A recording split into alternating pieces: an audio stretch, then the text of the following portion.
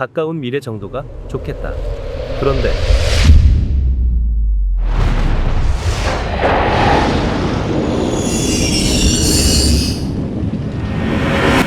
세상은 오랫동안 우려한 대로 전쟁, 전염병으로 일단 망했다. 그렇게 구력시대는 지나갔다. 세계사를 바꾼 4대 해전이 있다. 그리스와 페르시아가 격돌한 살라미스 해전, 로마의 패권을 두고 부딪힌 악티움 해전, 프랑스의 나폴레옹이 영국과 대적한 트라팔가 해전, 그리고 레판토 해전이다. 기독교 제국과 이슬람 제국, 신성동맹 에스파냐와 오스만이 맞붙었다. 구력 1571년 10월 7일 그리스 남쪽 레판토 해협, 신성동맹과 오스만 제국 양측의 함선들이 횡렬로 대치했다. 신성동맹 측에는 갤리선 206척과 갤리어스 6척이 있었던 반면 오스만은 갤리선 208척과 소형선 120척이 있었다. 병력은 신성동맹이 7만 명, 오스만이 7만 7천 명이었다. 양측의 규모는 비슷했다. 그러나 4시간 만에 신성동맹이 압도적 승리를 거두었다. 신성동맹 측은 10척의 갤리선이 침몰했지만 오스만은 170여 척이 침몰하거나 납포됐다. 승리의 원인은 신성동맹 측의 화력이 좋았기 때문이다. 갤리선의 실은 대포의 화력도 좋았고 백병전 때도 오스만 병사들은 갑옷 없이 활, 칼, 도끼를 들고 싸운 반면 신성동맹 측은 대부분 갑옷을 입고 화승총이나 머스킷 총을 쏘았다. 세계사적으로는 땅 위에서 비인 공방전, 바다에서 레판토 해전으로 기독교 제국이 이슬람 제국의 세력 확정을 막아냈다. 그러나 전쟁의 승리가 전투에 참여한 개인의 성공을 의미하지는 않았다. 그런 이들 가운데 한 명이 미겔 데 세르반테스였다. 아, 총이 맞았다. 세르반테스는 레판토 해전에서 총상을 입고 왼손이 불구가 됐다. 레판토의 외팔이라는 별명도 얻었다. 그때가 24살이었다. 그는 군생활을 마치고 귀국하다 탄 배가 태풍에 휩쓸리고 튀르키예 해적의 습격을 받아 포로가 됐다. 5년간 노예 생활을 하다가 가족이 모은 돈으로 몸값을 지불하고서야 천신만고 끝에 간신히 풀려났다. 그 후로도 세르반테스는 일이 잘 풀리지 않았다. 세금 징수원으로 일하다 징수한 세금을 보관해주던 은행가가 도주하는 바람에 모든 책임을 뒤집어쓰고 만다. 비리 혐의로 감옥에 갇힌 세르반테스는 착잡했다. 세계사를 바꾼 전쟁에서 3발의 총알을 맞고 포로 생활에서도 살아남은 자신이 한낱 비리 혐의로 감옥에 있다는 사실을 받아들일 수가 없었다. 인간이 어떻게 인간을 구속할 수 있는가? 세비야의 감옥에서 그는 자유의 중요성을 절감하고 소설을 구상했다. 바로 돈키호테다. 세르반테스가 보던 세상을 우리는 구력시대라고 부른다. 보통 천체의 운행을 바탕으로 한 해의 주기적 시기를 밝히는 방법을 역법이라고 하는데 구력시대에는 그레고리력을 사용했다. 그레고리력은 달의 운동과는 관계없이 태양의 운행만을 기준으로 한 태양력의 한 종류로 이 역법 사용이 전 세계적으로 일반화된 시기는 구력시대 20세기가 되어서이다. 스페인의 수도 마드리드에서 기차로 2시간가량 달리면 캄포데 크립타나라는 작은 마을이 나타난다. 마을 중앙에 돈키호테 동상이 서 있고 언저리에는 그 유명한 돈키호테가 돌진한 풍차도 돌아간다. 풍차를 보기 위해서 굳이 그 언덕까지 갈 필요는 없었다. 출장을 간 김에라고 이유를 만들었지만 나에게는 분명한 다른 목적이 있었다. 두통, 학창시절 이후에 없어졌다가 스멀스멀 나타난 편두통을 분위기를 좀 바꿔서 없애보자는 생각이었다. 예상대로 언덕에 올라서자 바로 돈키호테가 됐다. 돈키호테가 등장하면 누구나 풍차를 거인이라 착각하고 말을 달려 돌격하는 장면을 떠올린다. 그런데 정작 읽어보면 몇 줄 되지도 않는다. 묘사도 짧다. 소설 안에서 그렇게 중요한 장면도 아니고 한 번 나오고 만다. 그 일을 겪고 돈키호테가 어떻게 바뀌지도 않는다. 그럼에도 돌격! 앞으로! 돈키호테는 사랑을 이렇게 외쳤다. 라만차의 여왕인 둘시네아 델 또보소보다 더 아름다운 여자는 이 세상에 없다고 고백하지 않는다면 거기 있는 누구라도 이곳을 지나가게 하지 않으리라. 이에 적당히 농을 걸 작정이던 상인이 말을 붙였다. 아, 그 훌륭한 부인이 도대체 어떤 분인지 조금도 모르니 한번 그분을 보여달라. 상인은 그런 다음 그토록 아름다운 분이라면 기꺼이 진실을 고백하겠다고 말한다. 이에 돈키호테는 목소리를 높였다. 아니, 명명백백한 사실을 고백한다고 하면 무슨 그리 대단한 일이냐.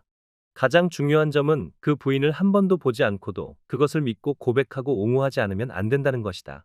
사실 둘시네아는 그냥 양치고 농사 짓는 억세고 거친 시골 처녀다. 제대로 대화 한 번 나눠본 적 없고 그저 예쁘고 야무지다는 소문 정도나 들은 옆 동네 아가씨인데 돈키호테가 멋대로 살을 붙인 것이다. 그럼에도 돈키호테는 그것이 싫다면 기사도에 따라 한꺼번에 덤벼도 좋다고 장담한다. 그렇다. 믿음, 돈키호테에겐 그것만이 중요하다. 본 적은 없지만 사랑하는 부인의 아름다움에 대한 확고한 믿음, 자신의 정의에 대한 믿음, 그리고 무엇보다 책에 인쇄된 글자 하나하나가 사실이라는 단단한 믿음, 그것이 중요했다. 마케도니아 오흐리드 호수. 풍차의 언덕을 들른 뒤 구력시대 인간의 가장 오래된 거주지에 도착했다. 500만 년 전 바다 밑이 솟구쳐 올라 만들어진 호수다. 발칸에서 가장 오래됐고 유럽에서는 가장 깊어서 1년 내내 얼지 않는 곳이다. 길게 뻗은 호숫길, 벼랑 끝에 성 요한 카네오 성당이 그림처럼 걸쳐있다. 오흐리드에는 한때 365개나 되는 교회가 있었다. 지금도 올망종망한 교회가 지천에 깔려있다. 성 소피아 교회가 가장 크고 빼어난 중세 건축물이다.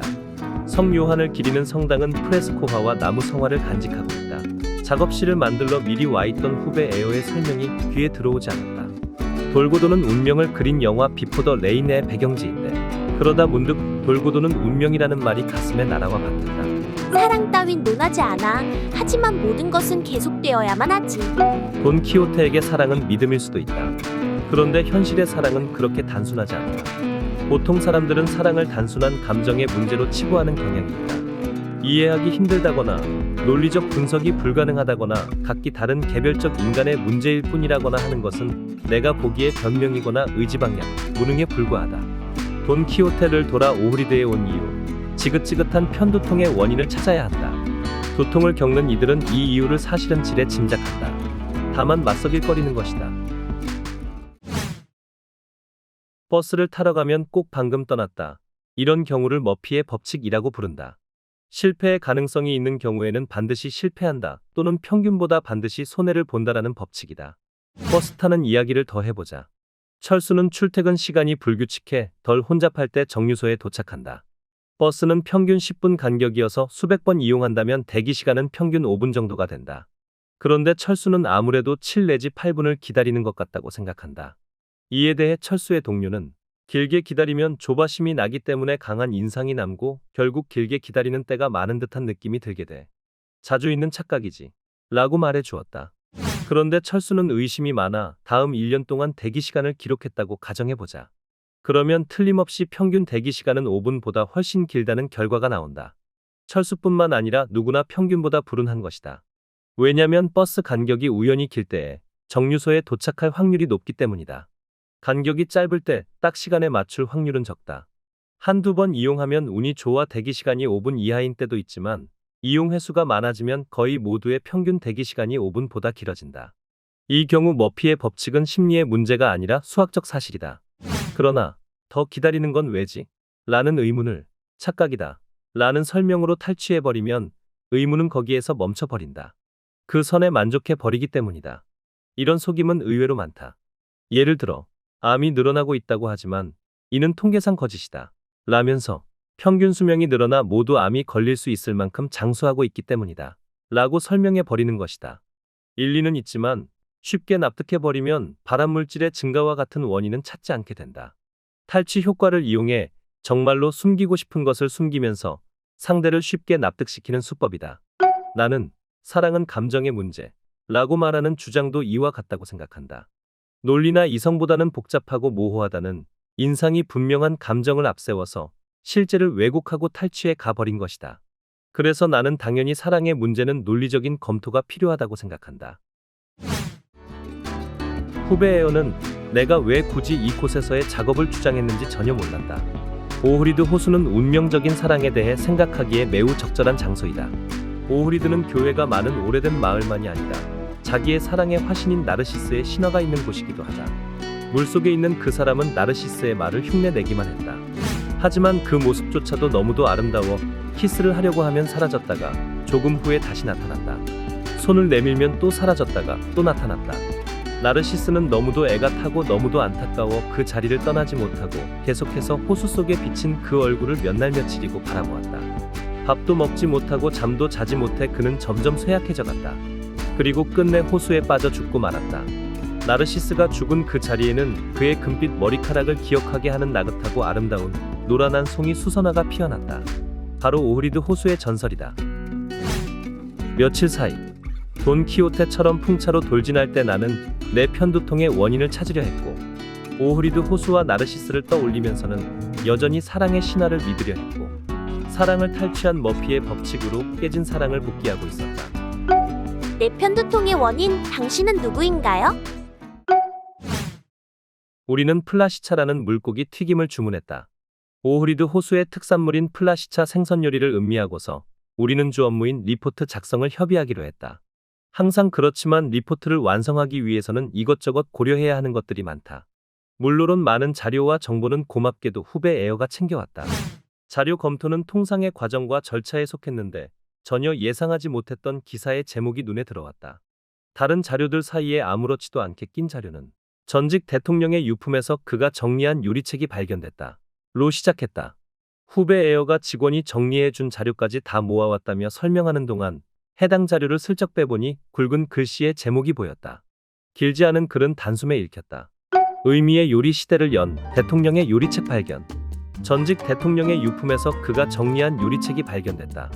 대통령의 요리책이라고 부를 수 있는 책에는 요리법은 물론 요리를 하는 이유와 상황, 그리고 요리에 담긴 일종의 정치 철학이 실려 있다고 알려졌다. 또한 책에는 한 사람을 위한 요리부터 30인을 위한 요리까지, 그리고 대단한 정치적 미팅을 위한 만찬, 힘든 누군가를 위한 따뜻한 한 접시 요리까지 망라했을 뿐만 아니라 분쟁을 조정하기 위한 모임의 요리도 상세하게 묘사돼 있다고 한다. 동시에 떠오른 단어, 눈설, 발블리, 설리. 나는 이 작은 발견이 무슨 일로 커질지 꿈에도 모르고 있었다.